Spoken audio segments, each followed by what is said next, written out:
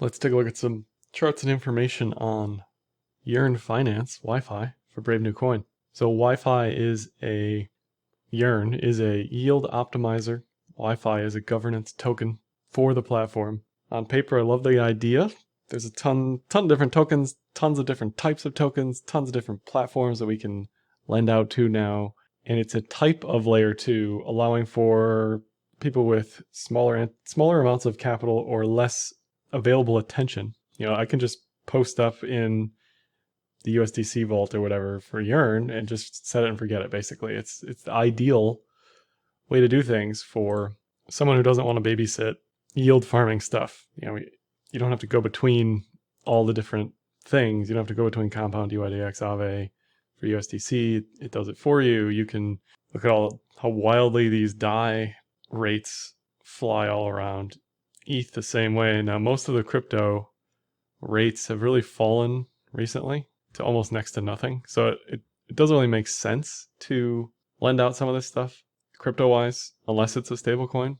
And then you have to decide, you know, makers of 50% today, right? So is a APY of 10% on a stable coin, does that make sense?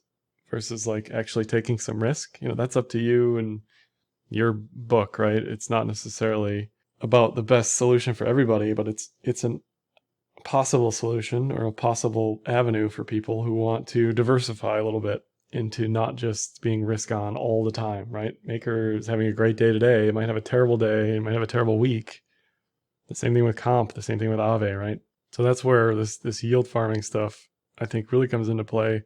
Another part of it is just the comfort of just passive income. You know, for some people, that's life-changing, right? So there's that to consider as well. When you're looking at some of these yields thinking, okay, this is nothing, right? This isn't the 60 to 120% I'm getting on 1 inch. Why would anybody bother? I think it's a lot. It has a lot to do with risk, obviously. I mean, it's about, do you want to risk it for the biscuit, or do you want to just let it accrue interest, basically, from people who are risking and borrowing these sort of things. So I'm probably oversimplifying Yearn as far as what it's able to do or what it does. Super complex. If you're interested, I highly recommend looking more into it. If we look at the TVL for Yearn, according to them, it is now over 3 billion. And they keep adding vaults and products and ways to connect to them in a non-custodial manner. So that's what you want to see from a project. Now, is any of this going to translate necessarily into mega bullish governance token price appreciation? I don't think so. I love the idea. The token doesn't make much sense to me, but I can say the same about most of these governance tokens.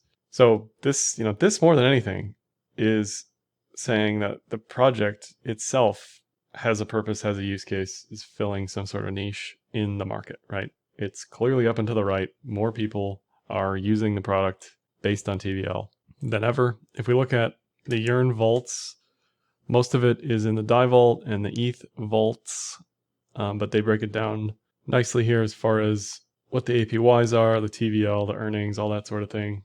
And again, it's up and to the right. It's attractive. It's getting attention. It's new. This stuff hasn't been around that long.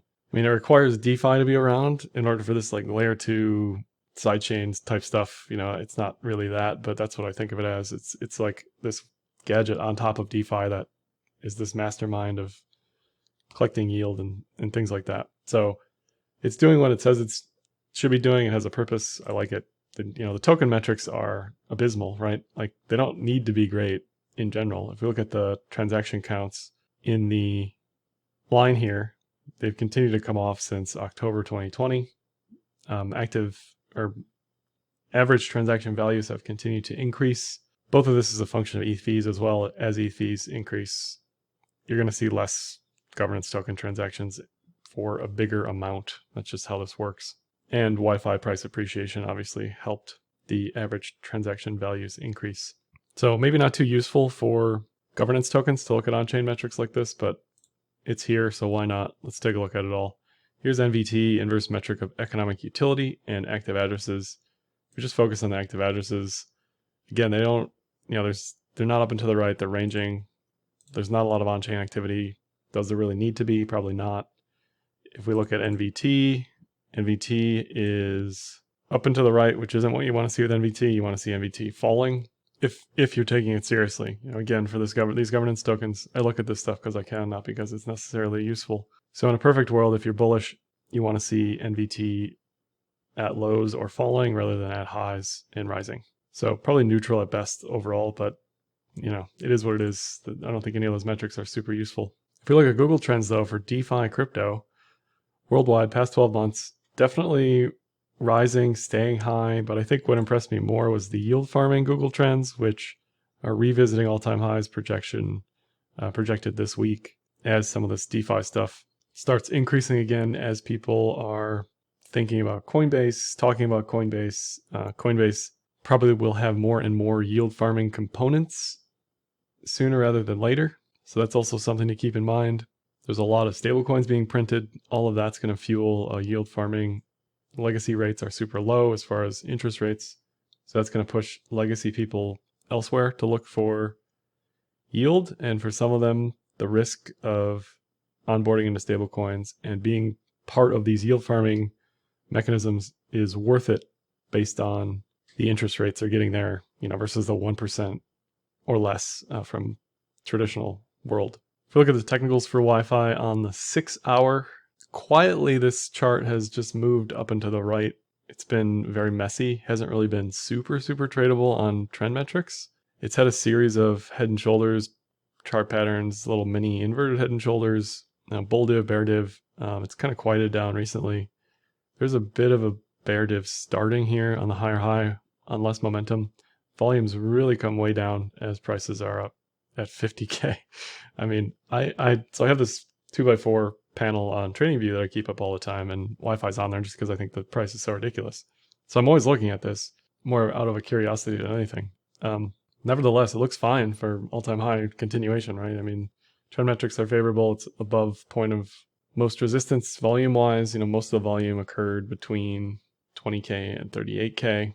So this looks good for up. Just the idea of actually buying it is absurd to me based on the price, but that's part of the circulating supply, so it's kind of baked in to what's going on there.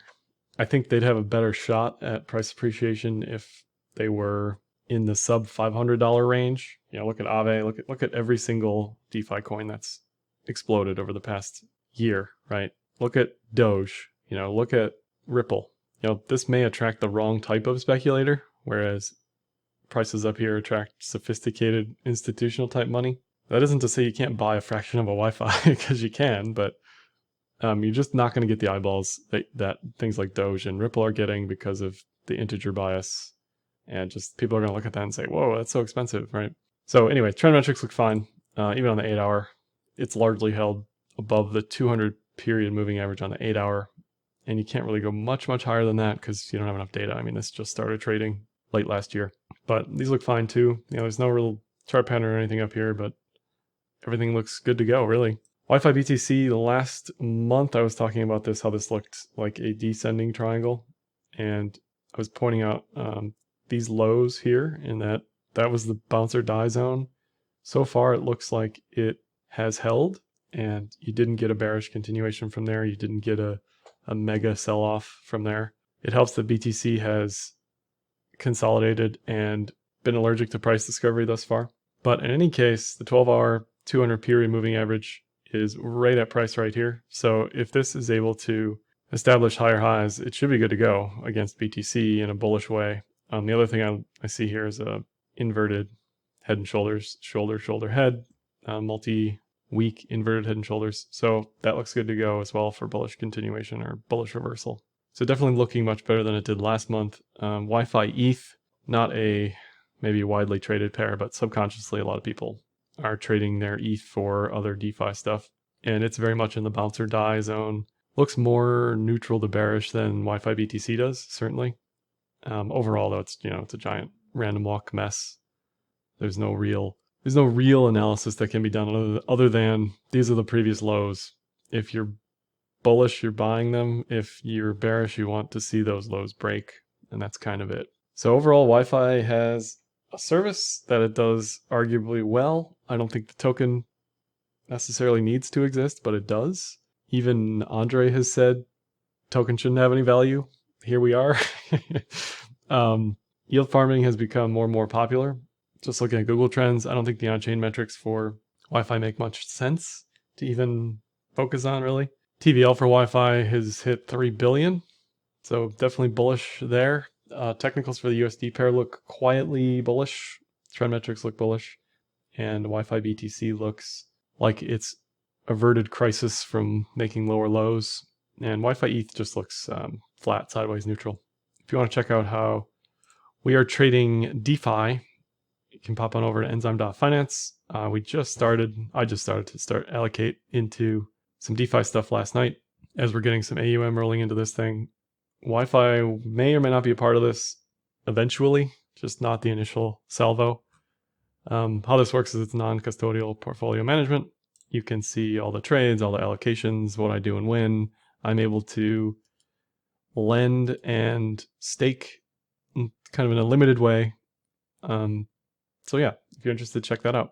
Let me know if you have any questions in the comments below. Like, dislike, comment, share, subscribe, and happy trading.